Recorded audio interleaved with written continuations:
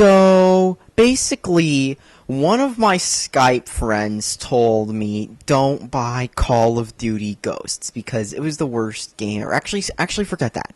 Make that pretty much everybody on XBL and Steam and everywhere else telling me not to buy this game. So I was bored because I had Battlefield 4, and let's just be honest, that game's had tons of connection issues. So I decided, why not try getting this game used, because it's only like 30 or 40 bucks on Amazon, because after all, it can't be that bad, right? I mean, you would have thought Infinity Ward and the Skeleton team made up of Raven Software, Neversoft, and whatever would have learned a few lessons from Modern Warfare 3. And I just played this game, and I found out they not only not learned anything, they went back in many, many ways. So, today I'm going to talk about Call of Duty Ghosts and why it's a bad game. Let's start it off, shall we? Now, before I start this off, I thought I might as well throw this out there. I've played a ton of Call of Duty. I've gotten to rank 55 and several CoDs before. I mean, even though it's not that hard, I've done it before. I've got a bunches of hours in the PC version and some more in the Xbox and PS3 versions of Black Ops 2, Black Ops 1, CoD 4, and I've played a few more CoDs, but not as much as Black Ops 1 and 2 and 4. So, but anyways, one more thing I thought I'd throw out there is, I really don't care that much about KD. I mean, I've gotten some decent KDs before, like Black Ops 2 or CoD 4. I can get a pretty good KD. I mean, I can usually go positive each game. Maybe not the highest, but that's because I don't sit in a corner all day, no scoping, quick scoping, because that really doesn't require any skill, especially with Ghosts, which has a ton of auto-aim, even with, like, automatic weapons. Anyways, let's start the review off. One more thing I thought I'd throw out there is that this is the next-gen version of Call of Duty Ghosts. This isn't the last gen, this isn't the 360 version, this isn't the PS3 version, this is the Xbox One version, as you can see, by the 18 players. Now, the PS3 and Xbox 360 versions have a limited amount of players. They're limited to only 12. But another thing I thought I'd mention, remember the ping counter you saw earlier? Actually, it wasn't there, because unlike the other Call of Duties, there is no way to know what your ping is. No ping bars, no pings, no nothing. You just get thrown into a game and you have to hope your ping is good. Which you can't tell because this game has possibly the worst hit detection in any game. And to top off the hit detection, the game plays just like Modern Warfare 3. You know how Modern Warfare 3 was, where you had a small amount of health and a huge amount of weapon damage, pretty much? That is pretty much this game in a nutshell. You'll run, and you'll get camped, and you'll die. Like, see, you'll just be running, trying to capture the points, like usual. And this map is pretty bad at this, because there are campers everywhere. You'll turn a corner, you won't even have time to notice, and boom, there's a camper right behind you.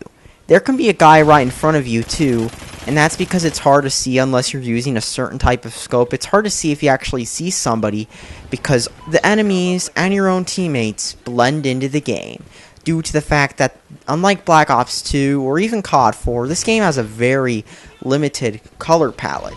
And not only that, but the enemies and teams are so generic that they look the same, both teams. I mean, unlike, Halo, where you have the two different colors, CoD 4 and Black Ops 2 and all the other CoDs where you had different uniforms, this, they just blend in. You can just throw a grenade random places, sometimes it'll blow up, sometimes you'll miss a camper because he's down the bushes, just no-scoping and quick-scoping. Pretty much because, after all, they have to use the auto-aim in this game, because this game has so much auto-aim. If you see an enemy, you'll know you're next to an enemy because the game will start turning the camera by itself, and then you'll just look and boom, you'll see an enemy blending right in, or you'll get shot by him first, depending on what happens. The maps are poorly designed. I can't tell if they're just big or if they're just badly designed. And one more thing, the dogs. Not only do the dogs have stupid artificial intelligence, but due to issues ranging from the terrible hit detection and netcode to the fact that the dogs are just plain overpowered. They're hard to kill. And now back to the game. Let me just throw this out there about the game and stuff. See, the maps are so poorly designed. There are campers everywhere. It's like there are so many spots to camp. You just have to run around and or just stand in a spot, camp, shoot, boom, you get a kill. That's what I've seen. And then you'll run into people, you can just shoot them because I'm broken the game. You'll get a quadruple kill without even trying because there's 3 to 4 enemies next to each other. And did I mention the maps? I don't know if it's due to the poor design or what, but the maps feel huge as you'll be running all over the map trying to find a guy to kill. And then you finally find him and he shoots you dead because he was camping there. And I mentioned the sentry guns are pretty hard to kill in this game. Unlike in Black Ops 1 or Modern Warfare 2, where all it took was a knife. Let's see what knifing does. Look, I glitched and I died. And I mentioned that sentry guns are extremely overpowered. Unlike Black Ops 2, where it took maybe a grenade or two or something like that to kill a sentry, or one of those, or an EMP grenade to kill a sentry. This game, it takes a lot to kill a sentry, and a sentry gun is overpowered. There aren't very many aerial airstreaks in this game, too, but they made up for that by having annoying dogs, sentry guns that are hard to kill, and tons of aerial things which are hard to shoot down because nobody has a rocket launcher class, because there are so few aerial kill streaks in this game, like MW2, where you'd see helicopters everywhere. The menu system's also pretty cluttered, too. There's a Create a Soldier theme, which is basically like it wants to be pick 10 from the trailer Call of Duties, but ends up being complex. And many of the features from Black Ops 2 aren't here, such as point streaks, where you get the kill streaks based on how many points you get instead of how many camping and shooting kills you can get. And this game is just pretty annoying. It's not fun, it's confusing where it shouldn't be, and it's really boring unless you're listening to kids rage. And I'm not even kidding, because this Call of Duty, there are more campers and people who can't properly play than I've seen lately. I mean, you know the stereotype of Call of Duty as kids? That's what I've seen a lot of in this game. Kids, people who don't know how to play, and I'll get to that more later, but another thing about this game, speaking of annoying features, is the fact that pretty much, let's just say, the graphics. Now, I know this is Call of Duty, I shouldn't be complaining about the graphics, but this isn't the Xbox 360 version, this is the Xbox One version. This is the next-gen console version. This is the version you see on a 2013 console. And it still looks like a 360 game. It plays like a 360 game, like it only rumbles the grip triggers instead of, you know, how like Black Ops 2 would rumble. I mean, not Black Ops 2, I mean Battlefield 4. You know how Battlefield 4 would rumble like the triggers? It doesn't do that. But it does rumble like Black Ops 2 on the 360 did. I mean, even though this is an Xbox One game.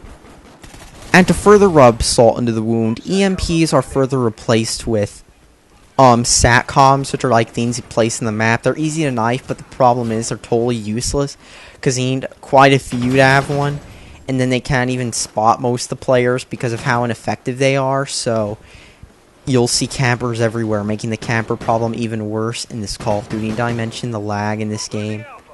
Yeah, this game is laggy, and that's why it doesn't tell you your ping. I mean, in this game you can notice, like, the kill cam lags because of all the lag. Glitchy game.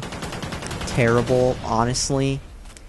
This game's not even worth $40. And you know the worst part about this? This game, despite being next-gen, still plays like a 360 game. So, I know I just repeated myself, but... And one more thing. The game is pretty much the same as Modern Warfare 3 play-wise. I mean...